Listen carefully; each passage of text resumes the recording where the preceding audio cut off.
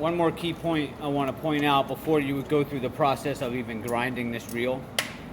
You want to check that the reel has no play in it, and I'll show you what I mean. Before you even sharpen it, if this is banging around here and you have play in it, which this one seems pretty tight, so you want to pull forward and pull side to side.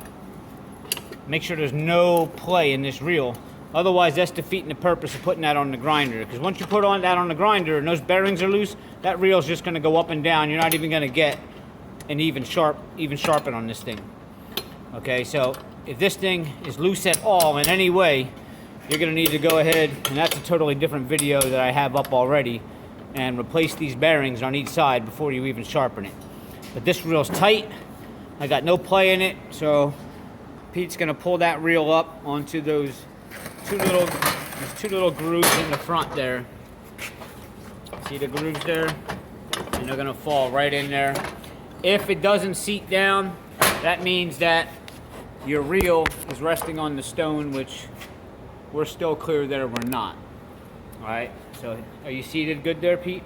I think that's in, yep. All right, so he's seated pretty good there. Now, what you want to make sure is that, again, this socket is going to line up with this nut here. All right, so there we go. Right there, that looks pretty good. You're going to be tightened. All right, now on this machine, this rod here, it's got a bevel to it and it's got a flat top. You can see here, it's beveled down here and it's got a flat top. You want the flat top up because there's a keyway there that he just tightened. A locking nut, I mean, right there, locking pin. You're going to tighten that down onto this flat surface here, and that keeps this from sliding back and forth. All right, so you're on there. Next thing we're going to do, back here it has this brake here. Now sometimes it's not going to hit your machine, so he's got a 2x4. Just rest the 2x4 against that back roller, and then you come up here, step on that, that locks it in. Just like that. That's perfect. Now you want to lock your front roller in. So You got to tighten these yet. we didn't tighten this? No. Oh, okay. We got to retighten those because this plate is adjustable and you're able to move that if need be. If your machine is not lining up here, again, you can move those plates so that you can slide this reel forward and backwards if you have to. Now, you got these front clamps here. You want to clamp down on the front roller. Keep this thing from bouncing around. Just like that. Now everything is secure. That reel is tight. The back brace is on. The front rollers are secure. This is tight.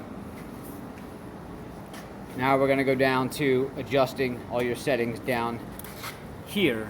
First thing you want to do is make sure that that stone under there is not hitting the reel. You don't want to turn this thing on and have that thing start banging around already. So this center dial, let me show them. This center dial here, you might have to unlock it to move it.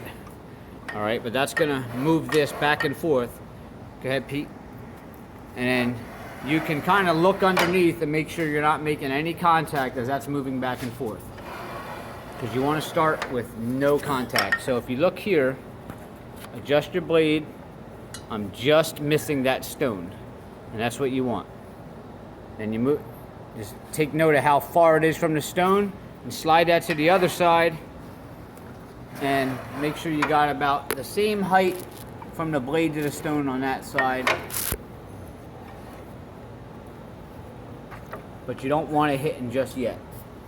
All right, so now you have these markers here will tell you how far you're going to allow that to go down. When it hits this, it's going to start backtracking. That one. Now we want to go a little bit past the reel. So he's going to loosen that up, push it down a little bit. All right, and now he's able to just pass the reel with the stone, which is good. And you can do the same thing on the other side.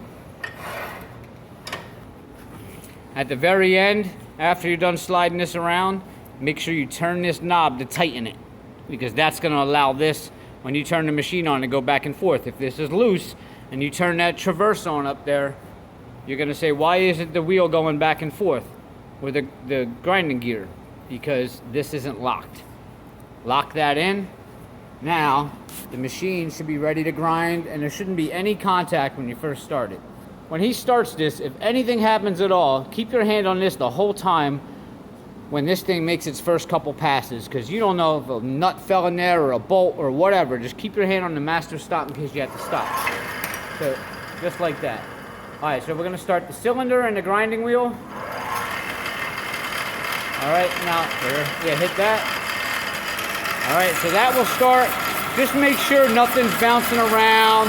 Everything seems okay.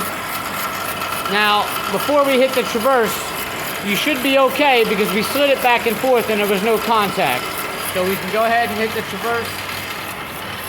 All right, now that will start moving. And you shouldn't have any contact at all, because we didn't want any at first.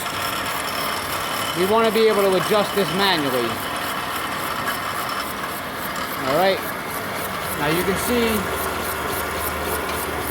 how this actually works here. When it hits here, it will automatically go back. It's going to hit there, and it's going to go back. All right, now, these things, and every machine might be different. You want to turn these ever so slightly until you start hearing friction on that blade. What these do is they're raising up that grinding stone closer to the reel. And you can see he's doing both at the same time in the same measurements. You're doing about a ½ inch at a time until you hear contact. And as soon as you hear contact, don't adjust anymore. All right, there we go. There's our first contact. You hear it? It's very sporadic. A little bit solider on that end. Coming back. Pay attention to the noise and the spark. All right, so it's just touching over here, and it's touching more on that end over there. Don't adjust anything yet. Oh, okay. All right, so you have the same noise all the way across, a little bit tighter there. But you're almost, that's telling you you're pretty much level. So you can go ahead and crank these down some more. At the same time, see if I can get a better angle here. All right, see the spark? We're in the back now. So that's when you want a constant spark all the way across. It's a little bit sporadic right there. That might be an imperfection in the reel. And a little bit there. So this side could be a little bit higher. You might want to turn that to lower just that side a little bit. We don't want that spark going in and out. We want a solid spark. So far, so good. The first pass, you're pretty much taking rust off, dirt off. You're not really grinding yet. Let it go about 2 or 3 minutes. Just get the reel a little bit cleaned up. Take out any burrs or imperfections. And then, now that you have it pretty level, you're going to adjust these both at the same time and dig in a little bit deeper. Bring that stone up a little bit more. All right, so this has been grinding for about a good 3 or 4 minutes. Just getting all the burrs out, any imperfections, all the surface rust. So now what we're going to do is we're going to dig in a little deeper. All right, that handle, we want to turn them at the same time because our grinding wheel is level now. So you want to turn them just a very little bit.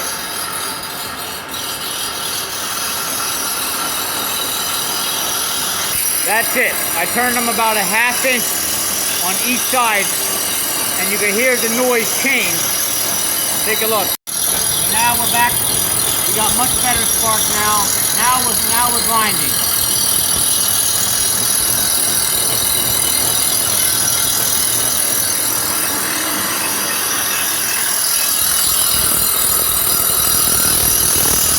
You want to pay attention to the spark. That spark on the stone, it should be all the way across. You want it kind of like that. You want that even spark. Alright, so what you want to do now, you want to stop the machine. Just hit the master stop button. Wait till everything is completely done rolling. Alright, you want to feel your blade. Now, you should feel little burrs on this. And that's telling you that it's sharp. Alright, which I do have. I have burrs on here. All the way across. Be very careful because this can get really sharp. Alright, well that's it. Showed you the ins and outs of the dual grinder. Hopefully this tutorial helped. And just remember, don't wear anything with really long strings hanging from a hoodie.